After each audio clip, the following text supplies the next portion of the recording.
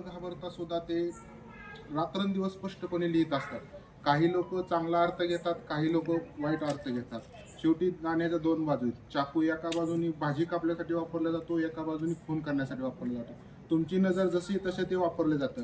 पण एकच मला इथं सांगायचं की पत्रकारांना सुद्धा स्वतःची फॅमिली आहे, स्वतःचं जीवन आहे. त्या हिशोबाने ते त्यांचं करत असताना आपल्या गावासाठी, आपल्या राज्यासाठी, समाजासाठी काहीतरी करत असतील. म्हणून त्यांना काहीतरी देणं लागतंय. त्या हिशोबाने आमचं दुपारी आज बोलणं झालं आणि आमच्या सतत आम्हाला मार्गदर्शन करण्यासाठी गाडेकर सर अवेलेबल असतात.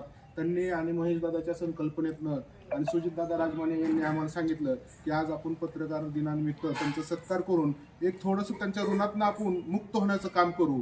म्हणून हा कार्यक्रम आम्ही छोटासा आहे, आमचं काय मोठं ही काय कुठलं नाही, तरी त्यांनी स्वीकारावं ही अशी आमची विनंती आहे. जरी काय थोडीफार गैरसोय झालेली असली तरी ती त्यांनी मान्य करावी.